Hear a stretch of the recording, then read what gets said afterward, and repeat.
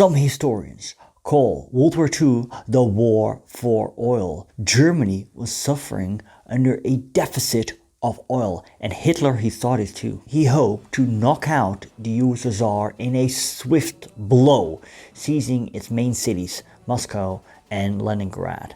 But that failed. Now it was the summer of 1942, and now he made a race to the Caucasus because there was oil in abundance. This here is a video about the German perspective on the Battle of the Caucasus. Keep watching. Good to have you back on the channel. If you're new, I'm Stefan, I'm a Dutch history teacher and I like to hustle history for you. And if you find it interesting, well, what are you waiting for? Please consider subscribing, hit that notification bell, and please share my content with your friends via social media. Oil. It drove the war. Germany did not have natural oil resources, and its main foes, the US and the USSR, were the biggest oil producing countries in the world. Back in 1918, after the Treaty of Brest-Litovsk, where the Central Powers signed a peace deal with Soviet Russia and gained much territory, especially in Ukraine, German troops advanced to the Caucasus. In Baku, there were many oil wells, but the Germans had to compete with their Ottoman ally, as well as other factions. The war ended before the Germans could reach Baku. The experience of World War I certainly had not left the mind of Nazi commanders. The fear of running out of oil was there. George Thomas, head of the Defense Economy and Armament Office, had already warned his leaders before the war that Germany finds itself still in a position of economic weakness. After the Molotov-Ribbentrop Tract was signed, the USSR became the new supplier for oil. The Soviets sent more than 600,000 tons of petroleum to Germany in 1940 under the German-Soviet Commercial Agreement of February 1940. As of October 1st, 1940, however, only 532,000 tons of the 909,000 tons Moscow agreed to deliver had arrived. In January 1941, the two sides concluded a new commercial agreement under which the Soviets would deliver almost 1 million tons between February 1941 and August 1942. On the 22nd of June 1941, however, Hitler invaded the USSR, and he had basically two motives, a political motive and an economic one. The political motive was to bring down the Bolshevik state by seizing its main cities, Leningrad and Moscow. The economic motive was to seize Ukraine and its fertile lands, as well as the oil wells of the Caucasus. German plans to occupy the oil fields of the Caucasus and later the Middle East were therefore as much a response to unexpected contingencies as the fruit of a coherent strategy. Operation Barbarossa became a failure.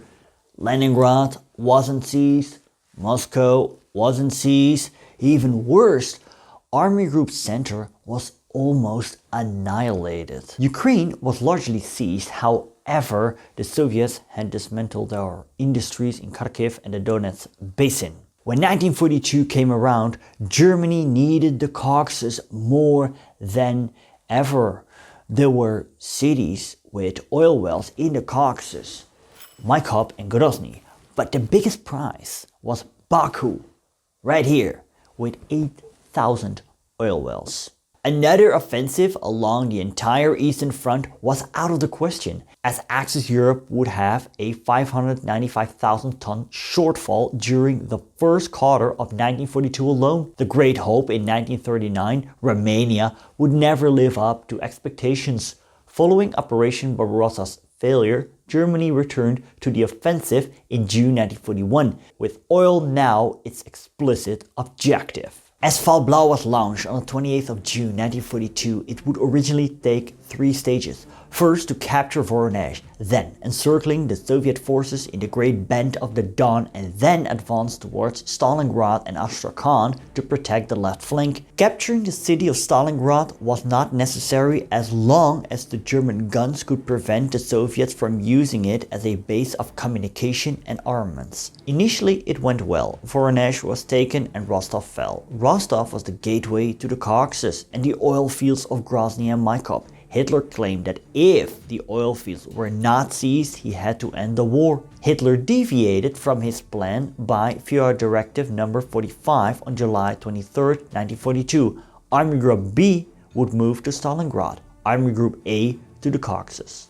I got my hands on a Luftwaffe propaganda magazine named Der Adler, the Eagle, from the 8th of September 1942. There appeared an article on the Caucasus named Crossroads of the World.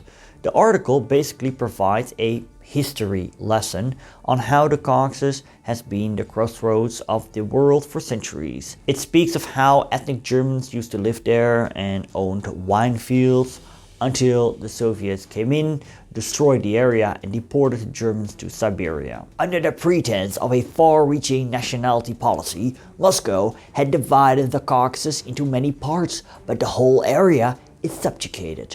Communism had neither social nor ideological premises here. The paper speaks of how many different people needed to be liberated. It doesn't speak about the main economic strategic goal of the campaign, the oil, yet it does mention the fact that the British and American supplies are driven through the Caucasus from occupied Iran to provide aid for the USSR. And cutting this line was also a goal, to deprive the USSR from its resources and supplies. Operation Edelweiss, the name of the Caucasus Campaign, was launched on the 26th of July 1942. Army Group A, with 2 panzer armies in tow under Wilhelm List, began a successful drive towards the Caucasus, covering much ground in the first 3 weeks. On open ground it was running at top speed. Most accounts mention the extreme heat, with day after day of almost 40 degrees Celsius, 100 degrees Fahrenheit, and not the Soviet resistance. Aided by Romanian troops, the Germans also pushed down the coast of the Sea of Azov. The Red Army made sure it wouldn't be encircled and mostly pulled back. List named it a fast thrust to the southeast with sufficient mobile forces will not encounter serious resistance anywhere forward of Baku. On August 9th, the Germans launched their assault on Maikop, and after heavy street fighting, the city fell on the 10th. Yet, the city's oil wells were severely demolished. A German official named it a classic example of fundamental demolition. It would take much time and effort to make these oil wells up and running again, and on top of all that, General Ebert von Mackensen stated, "By now, the motorized formations were advancing forward very slowly in the difficult and densely forested mountains. They could no longer bring their unique qualities to bear." Late August, the second phase of Operation Edelweiss started.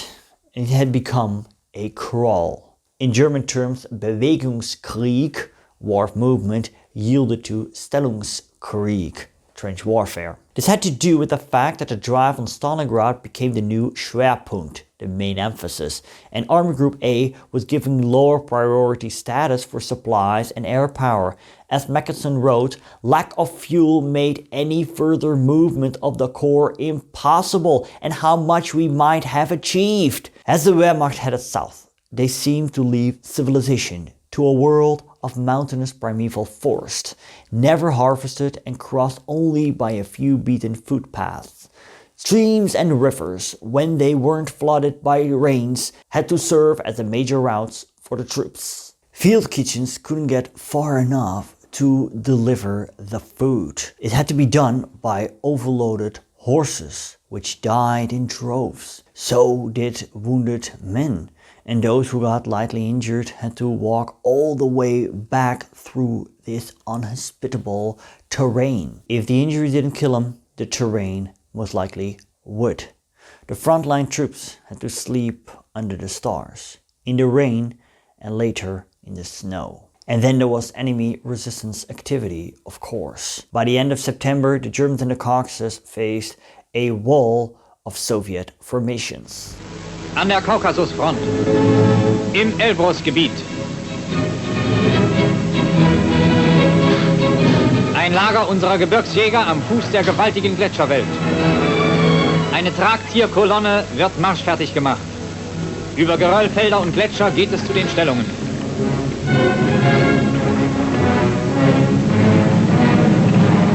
Jede Patrone, jedes Stück Brot muss hier in tagelangen Märschen und schwierigsten Aufstiegen hinaufgebracht werden. One soldier wrote, "This morning it is now so clear that you can see the mountains in the distance. We've come pretty close now. Because there are also a few small elevations behind us, the well-known L, probably Mount Elbrus, you have the impression that you are in the middle of a mountain world, even though we are still on a vast plateau between the mountains. But we will never get there, because the terrain is unsuitable for us. That should really be left to the mountain troops. They are specialized in that." Near the end of August, German mountain troops, Gebirgsjäger, placed a swastika flag on the summit of Mount Elbrus, Europe's highest mountain. It is said that Hitler flew into a rage when he believed the soldiers had prioritized the mountain over the goal of reaching Batumi on the coast. In reality, the lack of transport and supplies prevented them to get to their destination. A German soldier named Heinz R. was stationed at the foot of the Caucasus and wrote to his wife in November. "The battalion will be deployed again on the front line to build bunkers there. I can't imagine that this will be the winter position, because first or someplace in the Caucasus must come into our possession so we can get our hands on the Georgian military road and prevent the supply from Tiflis. But of course, I'm not a strategist, I could be wrong." With the German defeat at Stalingrad, the entrenched Germans in the Caucasus ran the risk of being outflanked. And therefore, early 1943, they had to pull back from the region. They only had captured the oil city of Maikop, but even if they would have reached Baku, and that's a big if, looking at the enormous distances, most likely the Soviets would have destroyed the oil wells just as they did in Maikop. And it would take so much time and effort to get these up and running again, let alone transporting the oil all the way back to Germany, and not to mention the partisans that would take any chance to sabotage the oil pipelines. Germany's subsequent failure to capture the Caucasian oil fields, followed shortly afterwards by the destruction of the 6th Army at Stalingrad, did not turn the tide of World War II so much as hasten its end. Although a little beyond the scope of this episode, I did want to mention the Chechen insurgency that took place during the Second World War when the Germans were in the region. The rebellion actually started before the Germans set foot on Soviet soil in 1940, when the Soviets were suffering heavy losses in their war against Finland, the Winter War. Chechen rebel leaders believed now the time had come to fight against the foreign occupiers, reached the Soviets. The Germans never reached them and never made it to Grozny. Stalin unleashed a terrible vengeance in 1944 as the Chechens became a victim of mass deportations. Thanks to my patrons, you see their names on the screen right now, and a special thanks to Thomas Zabiega, Damien Wallace, Connor, Philip Jordan, Marcus Kaas, Nick Terranova, Haley, Mark Littlehale, Janusz Jojankiewicz, Joanne, Justin Tabell, Tanya Dixie, Henry Clarkson, Rob Park, Andrea Martic, Susana Di Bella, John Beach, Fabrizio, Way Back History, Fernando Lopez Ojeda, Luis Pichera, and Mike West. As the Germans crossed the South Russian steppes, they encountered the Kalmucks in the Kalmyk region. Some of these were willing to join the Germans, and this was one of the Eastern Legions. If you want to learn about the Eastern Legions, it's actually a very niche but interesting topic. You can click right here. Want to learn more about the German perspective on the Second World War? Check out this playlist.